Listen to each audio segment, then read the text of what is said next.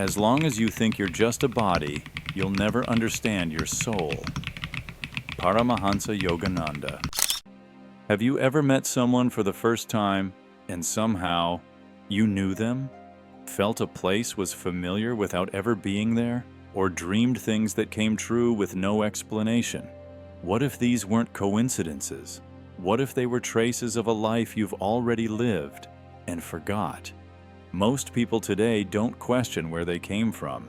They're taught you're born once, you die once, and that's the end. A straight line, a single chance. And yet, cultures around the world, from ancient Egypt to India, from the Druids to the Mayans, all believed something different, that your soul returns again and again. Reincarnation isn't just a spiritual idea, it's a memory hidden inside you. But here's the twist. The modern world, it's designed to make you forget.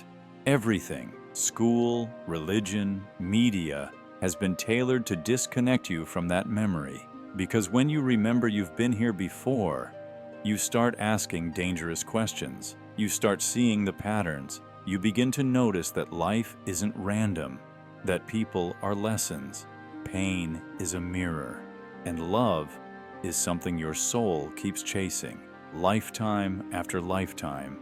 Ancient texts didn't treat reincarnation as theory. They treated it as a fact. The Egyptian Book of the Dead doesn't describe how to rest in peace.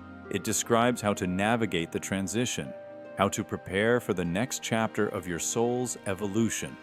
The Bhagavad Gita speaks clearly. As a man casts off worn-out clothes and puts on new ones, so the soul casts off the body and enters a new one. Not metaphorically, literally. So why has this knowledge been erased? Because a soul that remembers is a soul that questions. A soul that won't be controlled. If you knew this wasn't your only life, would you let fear stop you? Would you obey without thinking? Would you live small? That's why the truth was buried. That's why religion started to shift the narrative. That's why entire books were removed, rewritten, or burned. Because someone realized people who remember who they are stop playing the game. They wake up. And waking up doesn't just mean being spiritual. It means taking responsibility. It means recognizing every life you've lived has left fingerprints on this one. It's why some people are born with gifts they can't explain. Why children recall memories of places they've never been. Why some wounds feel older than your body. Because they are. And yet, you're not here by accident. If you're watching this, you're likely one of those souls who came back on purpose. With something to finish, something to remember, something to awaken. And once you awaken, you can't go back. Before we continue, if this is resonating with something deep inside you, don't ignore it. Hit that subscribe button and turn on the bell so you don't miss what your soul came here to hear. You see, when we talk about reincarnation, most people imagine it like pressing restart on a game. You come back, clean slate, try again. But that's not how it works. You don't forget everything. You carry it. In your energy, in your reactions, in your instincts. Have you ever wondered why some people have irrational fears of drowning, but never had a water-related incident? Or why others are drawn to certain time periods, languages, or cultures like they've been there before? Your soul holds on to impressions. These impressions are called samskaras in Sanskrit, deep grooves etched into your subtle body. They don't vanish. They shape your choices, your triggers, your passions. You are not starting fresh. You are continuing. This explains why some people click instantly. They've danced in the same lifetime before. It's also why others trigger you for no reason. You're carrying unfinished business. The soul doesn't forget. It just waits for you to remember. And certain events, trauma, deep love, near-death experiences can crack that memory open. That's why, sometimes in meditation or dreams, you glimpse scenes that don't belong to this life. They're not fantasy. They're fragments of your soul's long journey. But here's what makes this even more mind-blowing. Your reincarnations aren't random. They follow a pattern, a code. You don't come back just anywhere, to any body. You return based on what your soul still needs to experience, resolve, or understand. It's like spiritual gravity.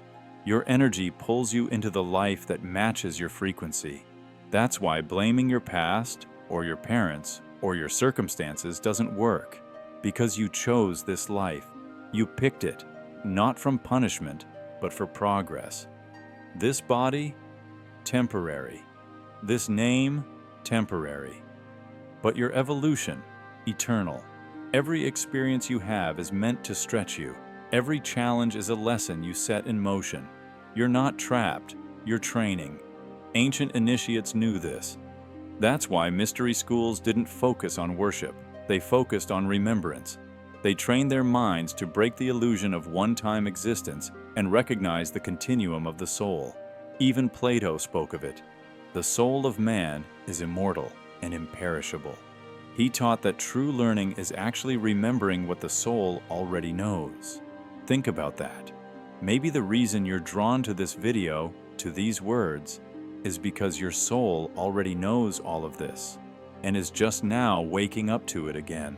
But awakening comes with responsibility. You can't just know this and carry on like before, because the moment you realize you've lived before, you begin to live differently. You stop fearing failure, you stop trying to control everything, and you begin to ask a deeper question, not just, what do I want, but what did I come here to do? And that right there is the shift. When you start living as a soul with a mission, instead of a body with a routine, everything changes. You begin to see your struggles not as punishments, but as sacred tests. You stop asking, why me? And start asking, what is this teaching me from another life? The soul's memory isn't stored in your brain. It's stored in your vibration, and certain frequencies unlock it. That's why breathwork, meditation, fasting, time in nature, they're not just spiritual routines. They're keys. Keys that help silence the static of this life so echoes from past lives can rise to the surface. And when they do, you begin to reclaim pieces of yourself. You begin to forgive more easily because you understand that karmic cycles are longer than one lifetime. You let go of resentment, not because it's easy, but because your soul is done repeating that pattern. You begin to feel more whole. You also begin to recognize signs, déjà vu that lingers a little too long, a place that feels like home, even though you've never seen it, a person who finishes your sentences even though you just met. These are not accidents. These are footprints of your soul's return. And maybe, just maybe, you didn't stumble upon this video by accident either. Maybe you're here because something inside you is ready to remember. Maybe the system tried to erase this truth from the world, but your soul refused to forget. There's a reason why knowledge of reincarnation was hidden, diluted, or demonized. A society of people who remember is a society you can't manipulate. You can't divide people by race, gender, or status when they remember they've lived as all of them. You can't control people with fear when they know death is just a doorway. This is why you're dangerous to the system, because when you remember, you no longer obey blindly. You no longer chase status. You no longer numb yourself to survive.